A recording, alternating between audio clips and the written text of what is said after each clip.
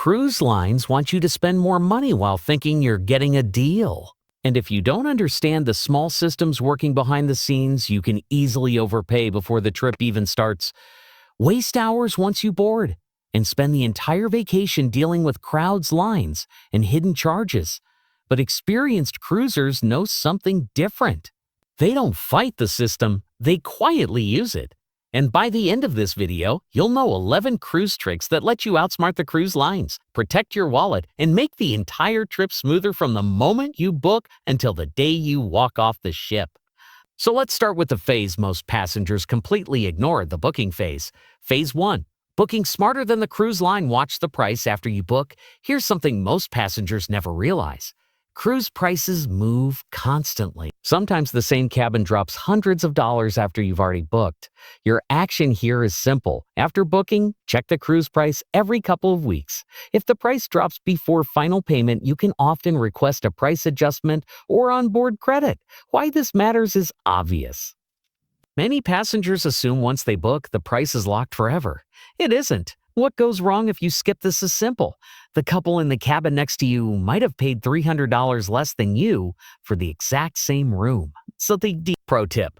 The best time to see price drops is usually between 60 and 90 days before sailing when cruise lines start adjusting inventory. Avoid booking directly on the cruise website. Cruise websites look convenient, but sometimes they're not the best deal. Your action is to compare at least 3 sources before booking. Check the cruise line, a cruise-focused travel agent, and a major cruise booking site. Why this matters is because travel agents often receive group inventory from cruise lines at lower prices. That means the exact same cabin can come with bonus onboard credit, free gratuities, or drink packages.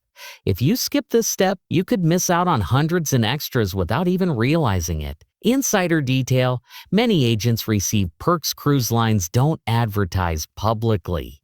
Phase 2. Pre-cruise preparation. Choose the right boarding time. When you complete online check-in, you'll often choose a boarding time. Most passengers pick the earliest slot thinking it's the smartest move. But early boarding often means long lines and crowded terminals. Your action is to choose a mid-window boarding time instead. Why this matters is because the first rush has already cleared. Security moves faster. Check-in desks are calmer. What happens if you skip this trick? You may spend your first hour of vacation standing in a slow-moving line surrounded by hundreds of impatient travelers. Pro tip: boarding between 12:30 and 1:30 often hits the sweet spot. Pack a small carry-on bag. Cruise ships hold thousands of passengers. That means luggage delivery can take hours. Your action is to pack a small carry-on bag with essentials: swimsuit, medications, chargers, sunscreen, and a change of clothes. Why this matters is simple. Cabins often aren't ready until early afternoon. If you skip this step, you may spend several hours on the ship without access to anything you packed. And yes, plenty of first-time cruisers end up walking around in travel clothes for half the afternoon. Insider detail: pools and hot tubs are almost empty during the first hour of boarding. Phase 3. Boarding day advantages. Explore the ship immediately. Most passengers do the same thing once they board. They go straight to the buffet. That creates chaos. Long lines. No seating. Loud crowds. Your action instead is to explore the ship while everyone else eats. Why this matters is because this is the quietest time the ship will ever be. You can locate restaurants, book shows, reserve specialty dining, and learn the layout. If you skip this step, you'll spend the first 2 days constantly asking for directions. Pro tip: the buffet is often almost empty again about 90 minutes after boarding begins. Book shows and activities. Early popular shows sell out quickly on modern cruise ships. Your action is to book shows through the cruise app as soon as you board. Why this matters is simple.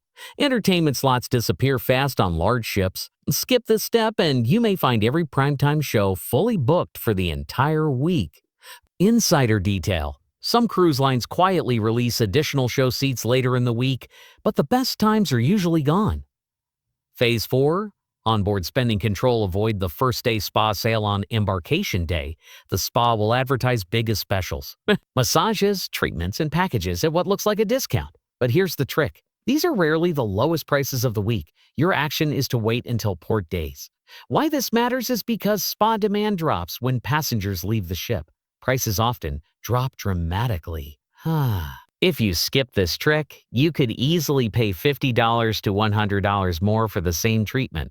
Pro tip: late afternoon appointments on port days are often the cheapest. Use the ship's free food options. Cruise lines are masters at presenting upgrades. Specialty restaurants, premium desserts, upgraded snacks. But most ships already include excellent free dining. Your action is to explore included venues first before paying extra. Why this matters is because many passengers pay for meals they would have enjoyed just as much for free. Skip this and your onboard spending can climb surprisingly fast. Insider detail: some ships offer hidden complimentary items not clearly listed on menus. Phase 5, either earlier or later. Why this matters is simple. Dining rooms become calmer, service becomes faster, and the experience becomes far more enjoyable. Skip this trick and you may wait 30 minutes for a table even on ships with large dining rooms. Pro tip: breakfast right when the dining room opens is often the quietest meal of the day. Use port days strategically. Many passengers leave the ship at every port. That means the ship itself becomes almost empty. Your action is to occasionally stay on board during a port stop. Why this matters is because pools, spas, and restaurants suddenly become peaceful.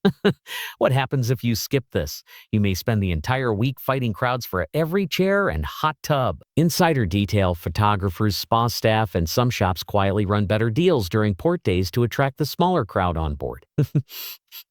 Phase 6, departure day strategy. Carry your own luggage off the ship. Disembarkation morning can feel chaotic. Thousands of passengers leaving at once. Your action is to use self-assist disembarkation if possible. That means carrying your own luggage off the ship. Why this matters is speed. Passengers using this option often leave the ship 1 to 2 hours earlier. Skip this and you could spend your final morning waiting in crowded lounges until your luggage group is called. Pro tip: flights scheduled before noon are risky unless you plan for early self-assist departure. Before we finish, here are a few traps cruise lines quietly hope passengers fall into. First, don't assume every upgrade offer is a good deal. Second, always check your onboard account regularly to catch errors early. And third, never book shore excursions without comparing prices. Sometimes the exact same tour is available independently for far less. Cruise vacations can be incredible, but the passengers who have the smoothest trips aren't the ones who spend the most money. They're the ones who understand how the system works. Now I'm curious about your experience. What's one cruise trick you learned the hard way?